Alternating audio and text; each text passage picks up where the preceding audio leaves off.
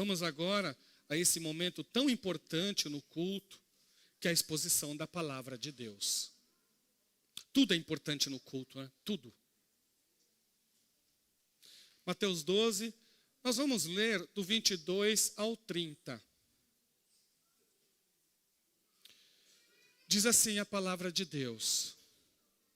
Então trouxeram a Jesus um endemoniado, cego e mudo. Jesus o curou. E o homem passou a falar e a ver. E toda a multidão se admirava e dizia: não seria este, por acaso, o filho de Davi? Mas os fariseus, ouvindo isto, diziam: este não expulsa demônios, senão pelo poder de Beelzebu, o maioral dos demônios. Mas Jesus, sabendo o que eles pensavam, disse-lhes: todo reino dividido contra si mesmo ficará deserto, e toda cidade ou casa dividida contra si mesma não subsistirá. Se Satanás expulsa Satanás, está dividido contra si mesmo. Como então o seu reino subsistirá? E se eu expulso os demônios por Beelzebu, por que os filhos de vocês o expulsam? Por isso, eles mesmos serão os juízes de vocês. Se, porém, eu expulso os demônios pelo Espírito de Deus, certamente é chegado o reino de Deus sobre vocês. Ou como pode alguém entrar na casa do valente e roubar-lhe os bens sem primeiro amarrá-lo? E só então saqueará a casa dele. Quem não é por mim, é contra mim. E quem comigo não ajunta, espalha. Amados irmãos, Jesus, ao vir a este mundo, sempre teve um propósito muito claro. Sempre. E sempre ficou muito claro para todas as pessoas qual era a sua missão, qual era o propósito da sua vida. Nem sempre as pessoas percebiam o todo. Nem sempre as pessoas percebiam todas as finalidades. Mas elas sabiam que Jesus curava doentes, que Jesus expulsava demônios, que Jesus cuidava até de detalhes emocionais das vidas das pessoas, que Jesus supria necessidades físicas, emocionais, sociais e espirituais. Todas as mazelas que faziam parte de um mundo distante de Deus, Cristo Jesus veio quebrar. Isso as pessoas viam. Isso era uma coisa que os olhos percebiam. Quem se aproximava de Jesus, quem andava próximo a Jesus, quem num caminho Jesus andando de um lado andava do outro, certamente percebia que algo diferente estava acontecendo ali. Uma palavra de Jesus era diferente, um olhar de Jesus era diferente. Sempre trazia algum tipo de reação. Sempre trazia um tipo de resposta. E nós vemos aqui, mais uma vez, como muitas vezes, Jesus realizando suas obras poderosas. Sempre. O Jesus que você serve, o Jesus que eu sirvo, é o Cristo de Deus, Todo-Poderoso, que conhece cada detalhe da nossa vida, que conhece os nossos pensamentos, as intenções dos nossos corações, coisa que nós não sabemos, mas Ele sabe. Tudo, absolutamente tudo. E mais uma vez, Ele se encontra diante de uma pessoa com um problema muito grave, porque ele tinha 3 problemas ali. Ele estava endemoniado. E provavelmente essa influência satânica na vida deste homem trouxe para ele cegueira e mudez. Não é isso? Olha o 22 e o 23. Então trouxeram a Jesus um endemoniado, cego e mudo. De certa forma, há uma conexão entre os 3. E o texto, ele resume. Mas não precisa de muitas palavras para dizer o que Jesus faz. Jesus o curou. Seria mais um milagre que Jesus fez mas uma cura gloriosa que ele realizou, não fosse as reações adversas que aconteceram diante de um fato tão estrondoso como esse. Afinal de contas, irmãos, cegueira, mudez e expulsão de demônios era algo que chamava atenção, principalmente quando os três estavam associados a uma única pessoa. Não são três pessoas, vem um mudo, depois vem um cego, não, numa única pessoa. Era uma necessidade muito grande. E Jesus não estava só. A multidão, quando viu um ato tão estrondoso quanto esse, de uma cura instantânea, que dentro da cura houve também uma libertação espiritual. Então foi cura completa aqui. Ele foi curado da cegueira, ele foi curado da mudez e ele foi curado espiritualmente porque ele estava aprisionado pelas garras de Satanás. A influência satânica, uma possessão, de alguma forma, uma aproximação, um ataque na vida desse homem, estava fazendo com que ele tivesse uma vida terrível. E Jesus muda toda a história desse homem. A multidão vê. A multidão vê. E aquele grande grupo de pessoas, quando olham isso, e lembrando, irmãos, que no século I, num contexto judaico, é isso que eles vão pensar. Eles vão fazer a seguinte pergunta: não é este, porventura, o filho de Davi? Eles vão lembrar de toda a história do Antigo Testamento que eles conheciam. Eles vão lá para trás para o Antigo Testamento e vão lembrar de que havia promessas de Deus, de que um descendente de Davi realizaria curas.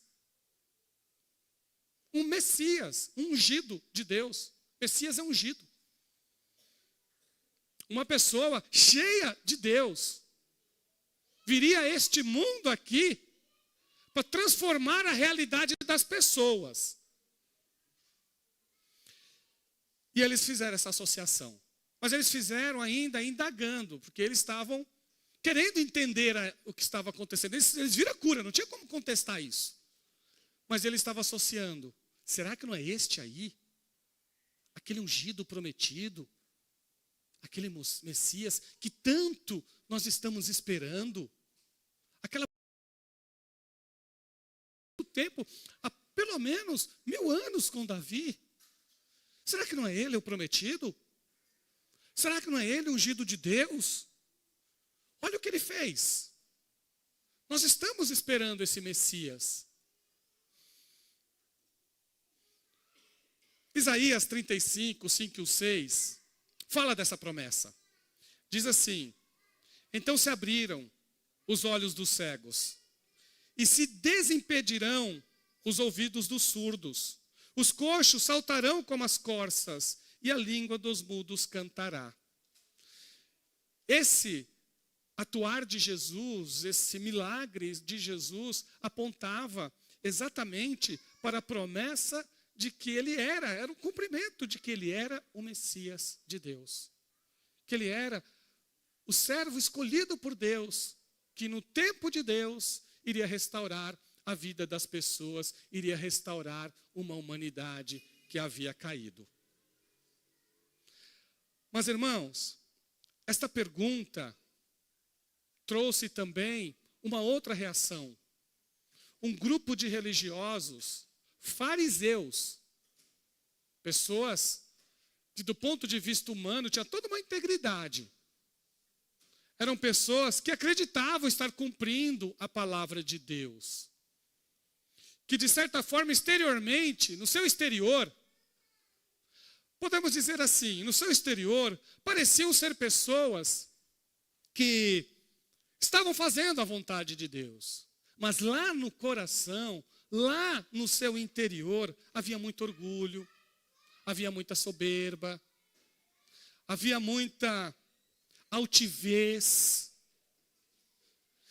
E eles ficaram preocupados, porque a vinda do Messias, que também eles esperavam, poderia tirar deles, por exemplo, o status que eles tinham. E eles estavam preocupados mais com isso. E é uma coisa perturbadora. Você vê pessoas religiosas que liam a Bíblia. É assustadora a situação. Que se diziam pessoas verdadeiras, que esperavam o Messias. Quando olham o Messias e não tem como contestar, ainda assim endurece o coração. É assustador. E assim eles fizeram. E foram, pelo menos no Evangelho de Mateus, esse grupo de fariseus. É claro que nunca podemos generalizar tudo. Houve muitos fariseus que se converteram a Jesus, mas pelo menos esse grupo de fariseus foram se opondo, se opondo e se opondo. Essa foi a mais grave. Foi o ponto alto vamos dizer assim, da incredulidade. O ponto mais alto da incredulidade desses fariseus. E quando eles ouviram a pergunta, não é este, porventura, o Filho de Deus? Eles não podiam contestar. Então eles vão para o confronto. Se não posso contestar, porque nós também vimos, afinal de contas, todo mundo sabia que esse homem era mudo, todo mundo sabia que esse homem era surdo. Então, era uma pessoa que tinha lá suas deficiências, e Cristo atuou e curou. E estava tudo associado a um aprisionamento satânico. Eles não tinham como contestar. Então, se eles não podiam contestar o atuar poderoso de Deus, então vamos contestar a fonte. Olha que coisa. A gente viu o milagre e não tem como falar sobre ele. Então vamos contestar a fonte dele. E aí a incredulidade sempre acha alguma coisinha. A incredulidade sempre acha alguma coisa. Uma vez eu estava falando para os irmãos que eu ouvi, quem falou isso foi a Margaret Thatcher, que ela fala assim, uma ministra aí da Inglaterra, que ela fala assim que os críticos dela, se a vissem andando sobre as águas, iriam dizer que é porque ela não sabe nadar. Ou seja, sempre vai achar um motivo para criticar, para falar, mas sempre vai ter. Se procurar, sempre vai achar. Foi isso que ela quis dizer. E é isso que está acontecendo aqui. Eles viram com os olhos, mas ainda assim fecharam o coração. Vamos ler do 24 ao 27. Mas os fariseus, ouvindo isto, diziam, este não expulsa demônios, senão pelo poder de Beelzebu, o maioral dos demônios. Mas Jesus, sabendo o que eles pensavam, disse-lhes, todo reino dividido contra si mesmo ficará deserto, e toda cidade ou casa dividida contra si mesma não subsistirá. Satanás expulsa Satanás, está dividido contra si mesmo. Como então o seu reino subsistirá? E se eu expulso os demônios por Beelzebu, por quem os filhos de vocês expulsam? Por isso, eles mesmos serão os juízes de vocês. Aí nós vamos encontrar, nesse confronto, o próprio Jesus, dizendo para eles o quanto que eles estavam sendo incoerentes. Primeiro, Jesus partiu pela coerência, pela lógica. Jesus foi direto na lógica. Falou assim, gente, vocês pensam? Vocês estão pensando direito? O que vocês estão falando? O que eles disseram? A fonte desse milagre aí foi Beelzebu, o maioral dos demônios. É um dos nomes dados na Bíblia para Satanás. Beelzebu é um dos nomes dados a ele. Então eles utilizam desse nome, eles já falaram isso mais de uma vez, tá bom? Isso aqui não é a primeira vez que eles falam isso, eles já falaram outras vezes, questionando Jesus, dizendo que a fonte do poder de Jesus não era Deus, mas a fonte do poder de Jesus era Beelzebu, um confronto de uma incredulidade gigante. Jesus olha para essa situação e fala assim, olha, vocês estão sendo incoerentes. A lógica de vocês já é sem sentido. E Jesus começa partindo da própria lógica do que eles falaram. E aí Jesus vai dizer o seguinte para eles, assim, olha, primeiro, todo reino dividido entra em colapso. Satanás vai ele mesmo desfazer as obras que ele faz. Ele vai desautorizar os seus demônios de fazer o que estão fazendo, ele mesmo está se autodestruindo ao fazer isso. Será que Satanás é tão sem sentido assim, a ponto de destruir a sua própria obra? Esse foi o primeiro argumento de Jesus. Que aqui cabe uma palavra de sabedoria. Cabe. Isso aqui Jesus está usando a lógica, gente. A lógica humana. E olha como isso tem sabedoria. Observe a vida. É só vocês observarem. Casa dividida prospera? Família dividida prospera? Igreja dividida prospera? Qualquer instituição, se ela se divide, ela se destrói. Toda divisão, exceto por motivos de força maior, e aí seriam, vamos dizer assim, exceções, mas toda divisão traz destruição.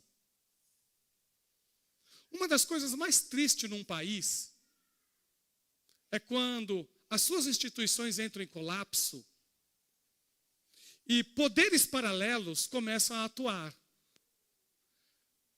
E aí surgem todos os tipos de problemas, seja financeiro, seja econômico, seja social, seja na área da saúde, seja na área da educação, a ponto de surgir na sociedade o que a gente chama de guerra civil.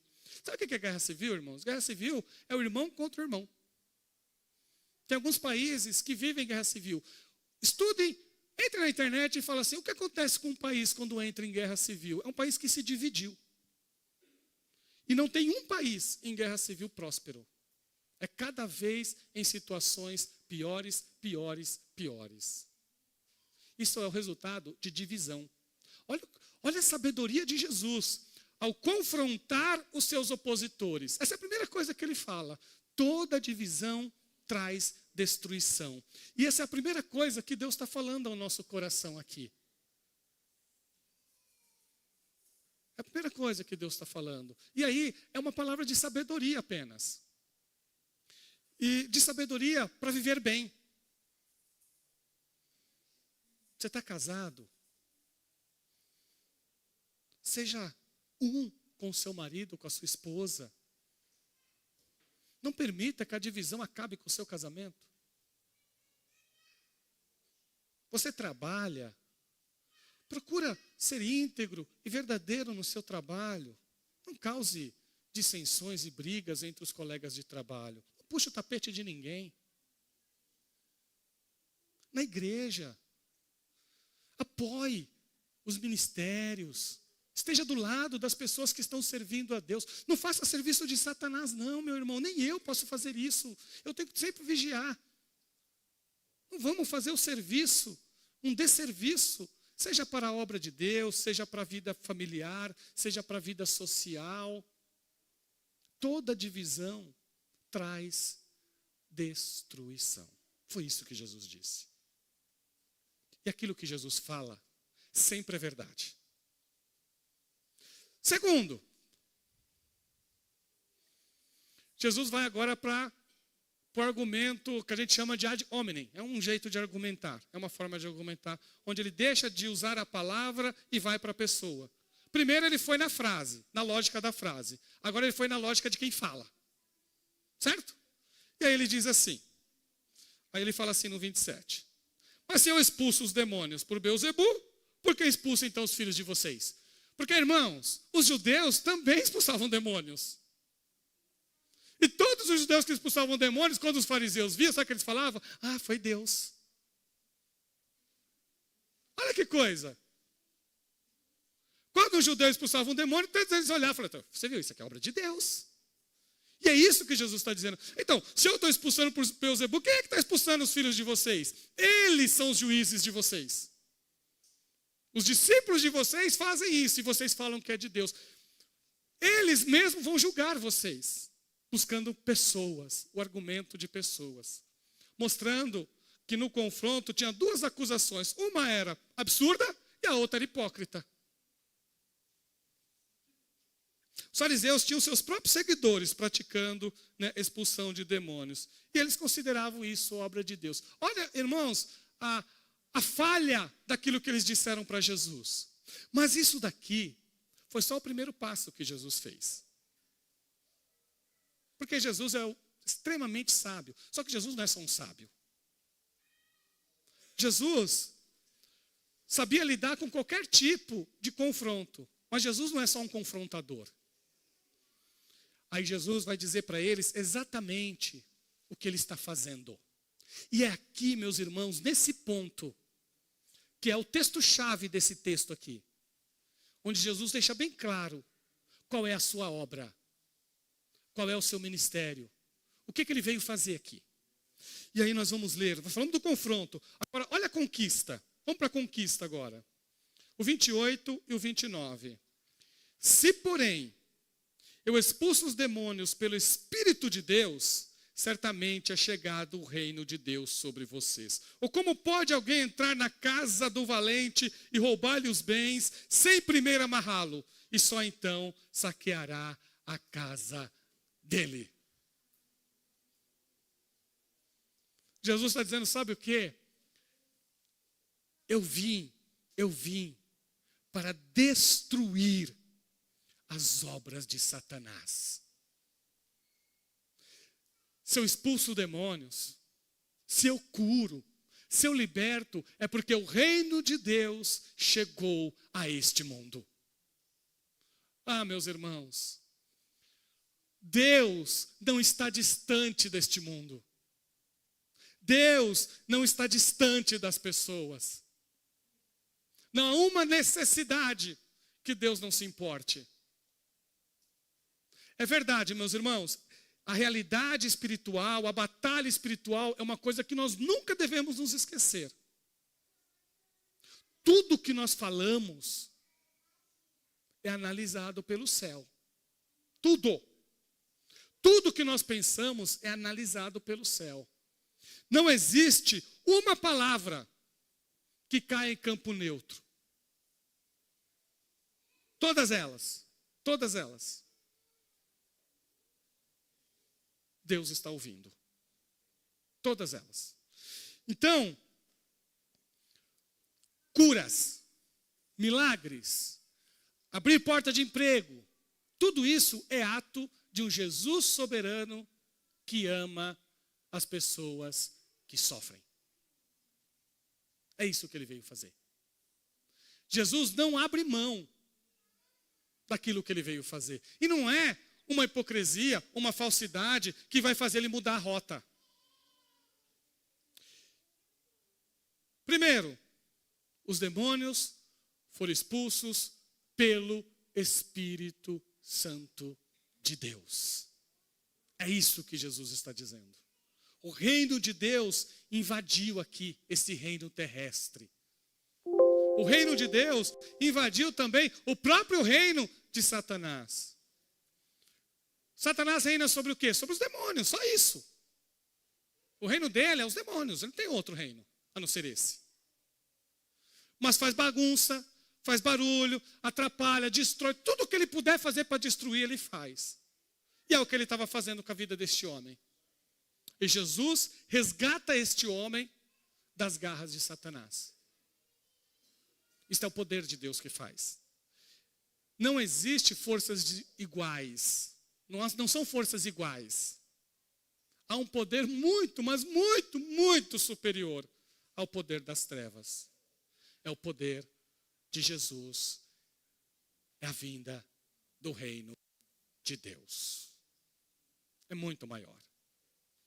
É por isso, irmãos, que em toda a batalha espiritual, saiba que se você é um servo de Cristo Jesus, se você está em Cristo, você já entra nessa batalha vencedor e vencedora.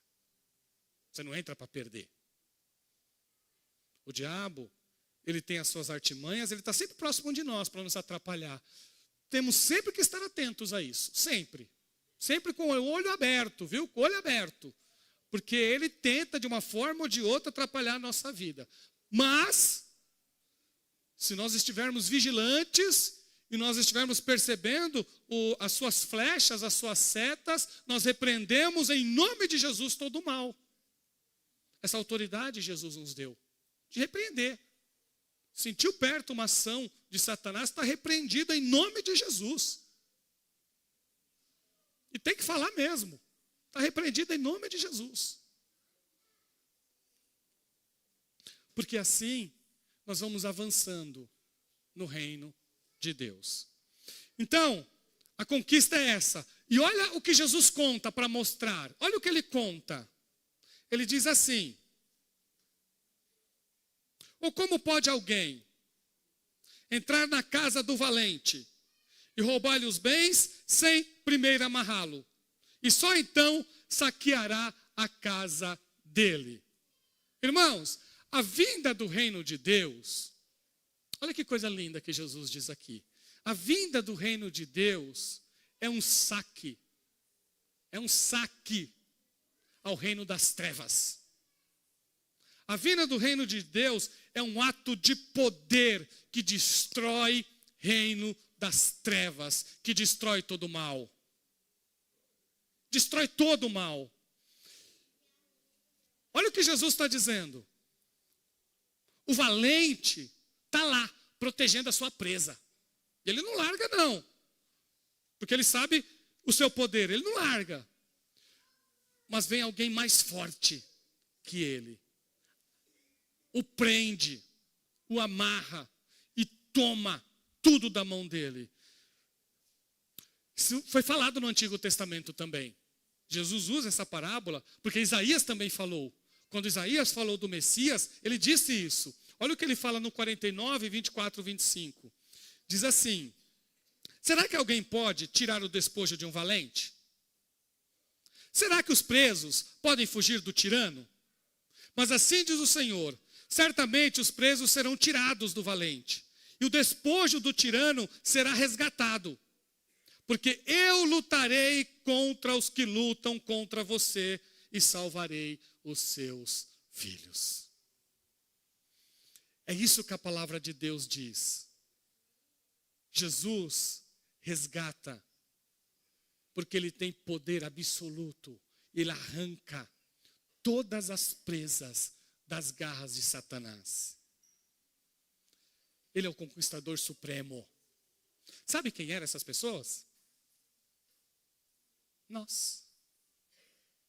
Você, eu. Você é um dos despojos de Jesus. Quando você reconheceu Jesus como seu Salvador, como seu Senhor, quando você olhou para Jesus e falou: Jesus, eu não sei viver sem você. Quando você abriu o seu coração para Cristo, Cristo te resgatou, Ele te pega, mas com mão poderosa, e te arranca das garras de Satanás. E Ele tira com poder e com força, porque Satanás nunca deixaria. Jamais Satanás deixaria uma presa sua escapar. Tem que vir um poder maior. E é por isso que Jesus conta, é uma parábola praticamente, não é uma metáfora, em que Jesus diz que está amarrando esse valente, porque ele é o mais poderoso, o soberano. Ele amarra esse valente e toma tudo que é da mão dele. Foi isso que Jesus veio fazer, irmãos. Para isto se manifestou o Filho de Deus, de João, lá no capítulo 3, no versículo 8, para destruir as obras do diabo. Agora, se Jesus não fugiu do confronto, e ele nos deixou alerta quanto ao confronto, e nós passamos por isso. Se você é um servo de Deus, saiba disso. Há umas trevas que combatem contra você. Mas você tem um Deus poderoso que te preserva, que cuida da tua vida. Um Deus glorioso que te protege. Confie nesse Deus. Nunca tire os olhos de Jesus.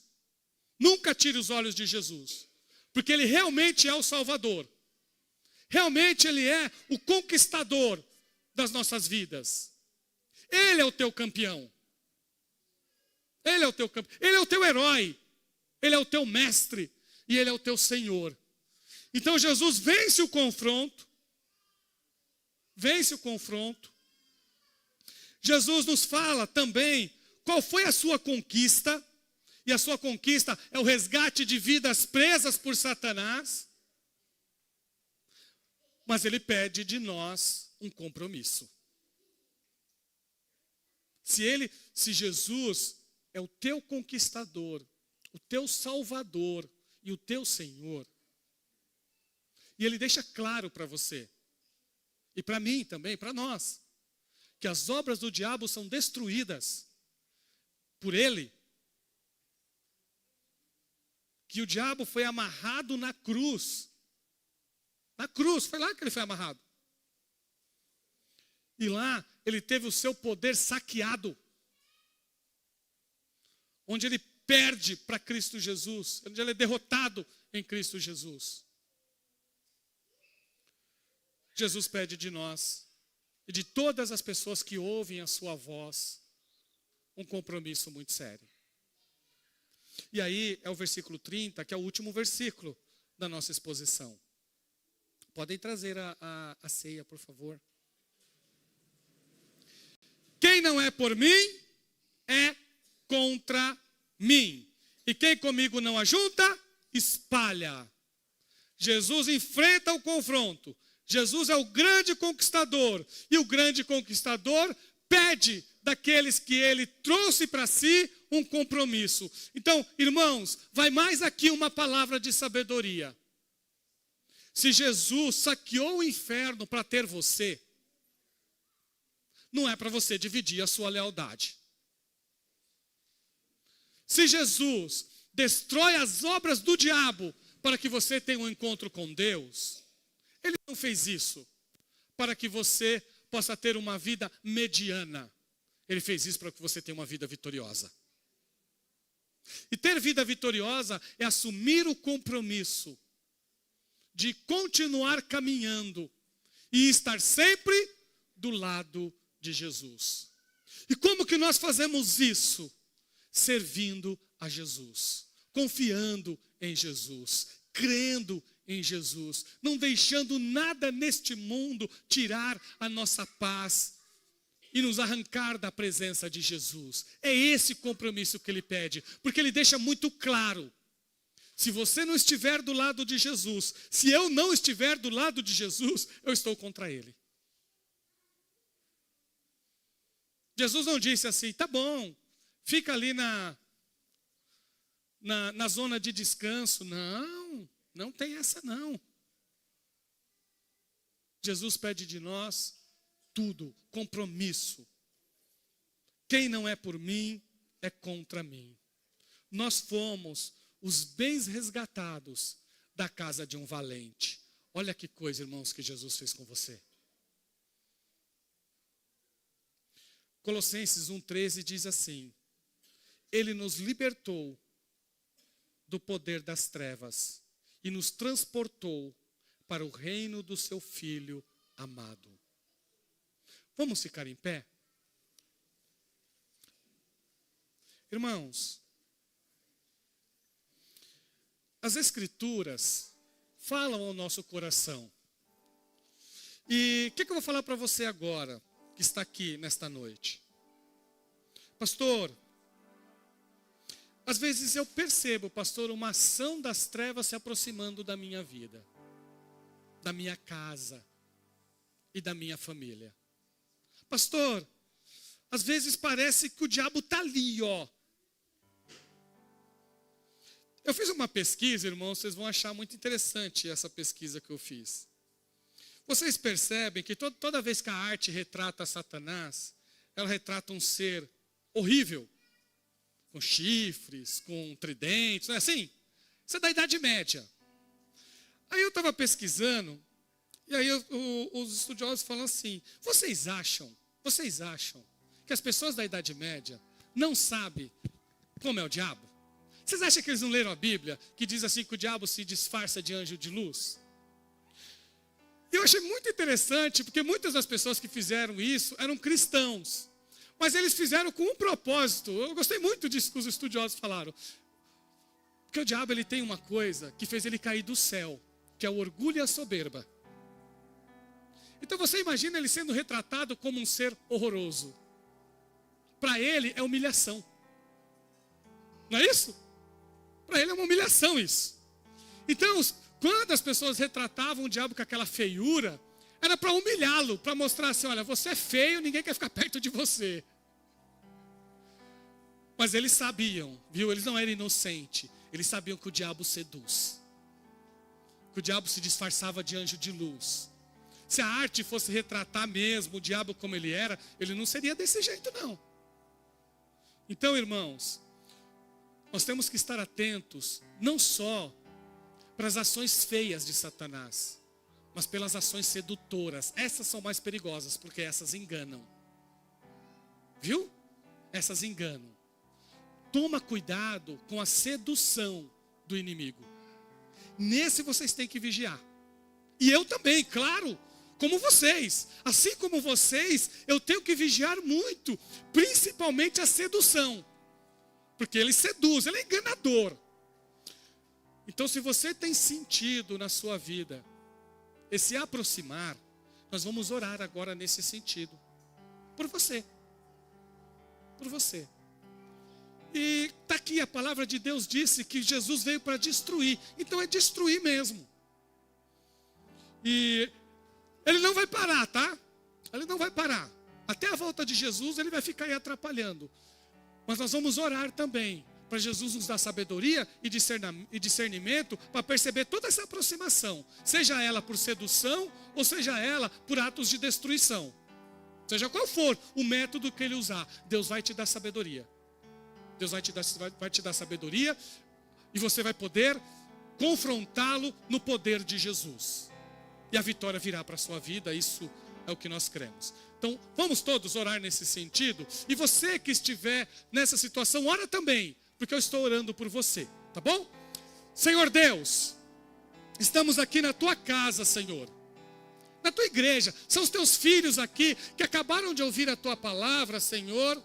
Num momento muito difícil para a vida de fariseus, que preferiram endurecer o coração ao crer nas obras gloriosas dos céus. Irmãos, Senhor Jesus, a tua igreja está aqui. A sua igreja está aqui.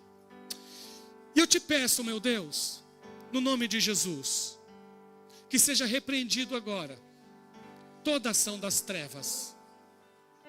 Que seja quebrado todo o laço do inimigo. Que a casa dos seus filhos e das suas filhas sejam protegidas pelo Deus Todo-Poderoso. Se houver qualquer influência satânica na casa de alguém, que saia agora em Cristo Jesus nosso Senhor. Oh Deus, a casa dos seus filhos vão ter paz. Meu Deus, a casa dos teus filhos vão ter alegria. A casa dos teus filhos vai ter presença de Jesus. Senhor, o que nós te pedimos nesta noite agora é que cada dia que o teu filho e a tua filha entrar na sua casa, Senhor, no seu lar, sintam a presença do céu, a proteção do anjo do Senhor. Senhor, destrói toda a ação das trevas contra os teus filhos.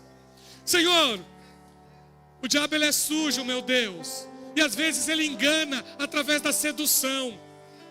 Senhor, dá sabedoria, dá discernimento, Senhor, para os teus filhos, para eles não serem seduzidos, Senhor, não serem seduzidos, mas que eles sejam protegidos, meu Deus, protegidos. Dá discernimento, Pai, dá discernimento, para que os teus filhos possam resistir e enfrentar, Senhor, o dia mau. Oh Deus, meu Pai, que os teus filhos nesta noite sejam revestidos da armadura de Deus, sejam protegidos pelo maior valente dessa história, que é Jesus Cristo nosso Senhor. O valente mais forte, o guerreiro mais forte, o Senhor mais poderoso neste mundo. Meu Deus e Pai, quebra todo o mal em Cristo Jesus nosso Senhor. Amém, amém, Senhor.